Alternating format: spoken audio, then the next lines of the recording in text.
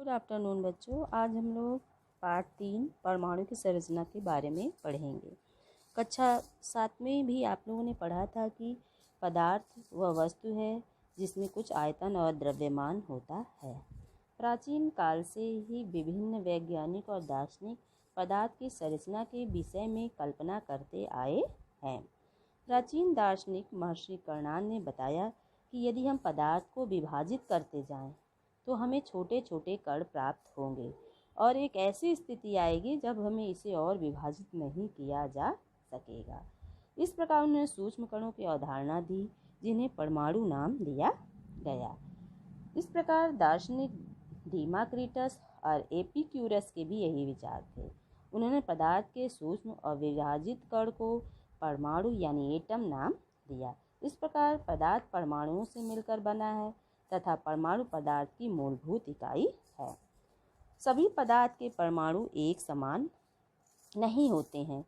अलग अलग पदार्थों में अलग अलग प्रकार के परमाणु होते हैं। जब दो समान प्रकार के परमाणु आपस में मिलते हैं तो हमें एक तत्व यानी एलिमेंट का अणु प्राप्त होता है।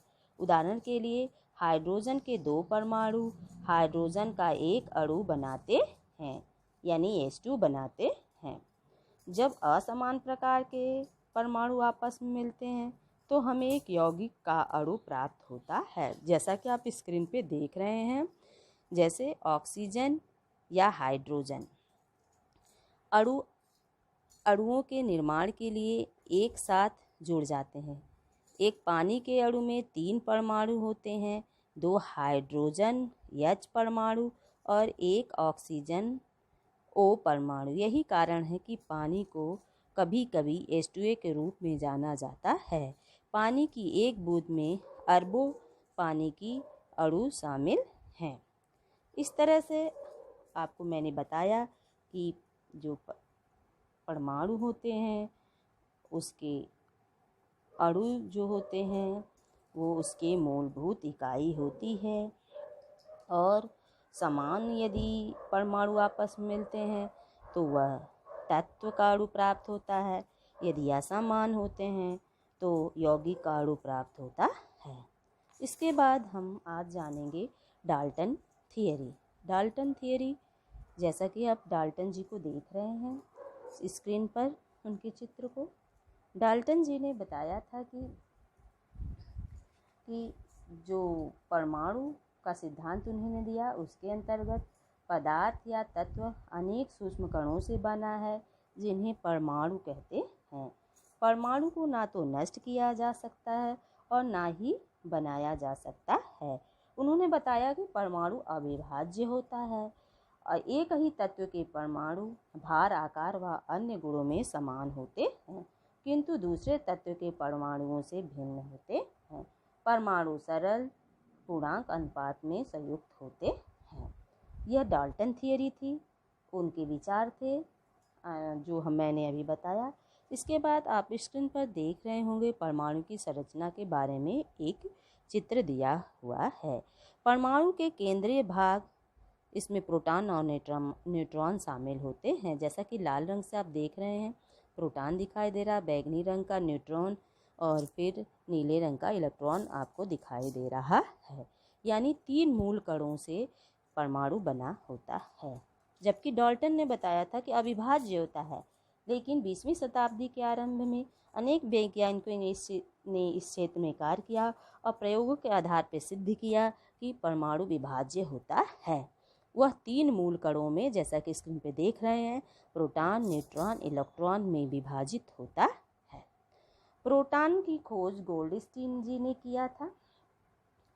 बाद में रदरफोर्ड ने इसे प्रोटॉन का नाम दिया। यह अतिसूक्ष्म धनावेशित मूल कण है। इलेक्ट्रॉन की खोज सर जे थॉमसन जी ने किया था। कैथोड किरणों के अध्ययन के फलस्वरूप उसका किया था उन्होंने। ये अतिसूक्ष्म ऋण आवेशित मूल कण है। न्यूट्रॉन की खोज चैडविक जी ने किया था। न्यूट्रॉन उदासीन मूल कण होते हैं। इस तरह से आपने जाना कि परमाणु के संगठन में परमाणु के 3 मूल कण होते हैं, इलेक्ट्रॉन, प्रोटॉन और न्यूट्रॉन। परमाणु रचना मॉडल।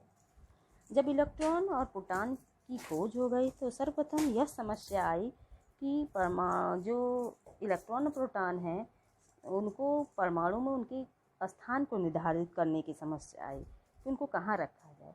मुख्य रूप से 3 आधुनिक वैज्ञानिकों ने परमाणु संरचना मॉडल प्रस्तुत किया है। सबसे पहला है जे थॉम्सन का परमाणु मॉडल, उसके बाद रदरफोर्ड का नाभिकीय मॉडल, नील्स बोर का मॉडल। तो आज हम 2 ही पढ़ेंगे, जे थॉम्सन का परमाणु मॉडल और रदरफोर्ड का नाभिकीय मॉडल। अभी आप स्क्रीन पे देख सकते हैं कि सर जे थॉम्सन आपको दिखाई दे रहे हैं। जे थॉम्सन जी ने परमाणु रचना संबंधी अपना विचार प्रस्तुत किया।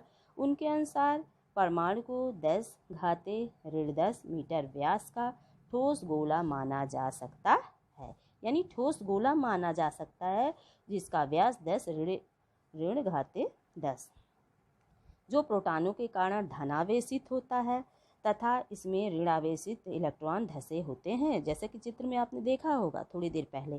फिर आ गया है, आप देख सकते हैं कि एक गोला है और उसमें व्यास का 10⁻10 का, और उसमें प्रोटॉन माने धन आवेशित कण और ऋण आवेशित कण उसमें धसे हुए हैं। इनके मॉडल की पुष्टि प्रयोग से ना होने के कारण इसे समर्थन प्राप्त नहीं हो सका। इसके बाद आप जानेंगे रदरफोर्ड जी के बारे में। रदरफोर्ड का परमाणु मॉडल। रदरफोर्ड जी ने एक पतली सी फॉयल ली थी सोने की, जो 0.004 सेमी मोटी थी। उस पर उन्होंने अल्फा कणों से बमबारी की। जब अल्फा कण सोने की पतली पन्नी से टकराते हैं तो उन्होंने देखा कि अधिकांश अल्फा कण, जैसा कि आप देख रहे हैं, अधिकांश जो कण हैं वो सीधे चले जा रहे हैं। नीली वाले जो कण हैं, अल्फा कण हैं, वो सीधे चले जा रहे हैं। जो लाल वाले कण हैं वो कुछ दूरी के बाद विचलित हो जा रहे हैं, और जो हरा वाला है वो टकराने के बाद फिर उसी मार्ग में वापस लौट जा रहे हैं। रदरफोर्ड ने प्रयोग से प्राप्त प्रेक्षणों के आधार पर निम्नलिखित निष्कर्ष प्रस्तुत किए। उन्होंने बताया परमाणु का संपूर्ण धनावेश प्रोटॉन केंद्र में उपस्थित होता है, जिसे नाभिक कहते हैं। इस नाभिक का आयतन परमाणु की तुलना में बहुत कम होता है। परमाणु का नाभिक ऋण आवेशित इलेक्ट्रॉनों से घिरा होता है। प्रयोग में अधिकांश अल्फा कण पन्नी के आर पार सीधे चले गए, जैसा कि आपको बताया था मैंने, क्योंकि परमाणु का अधिकांश भाग खोखला है। कुछ अल्फा कण जो नाभिक के पास से गुजरे थे अपने पथ में विचलित हो गए, क्योंकि नाभिक और अल्फा कण दोनों पर समान आवेश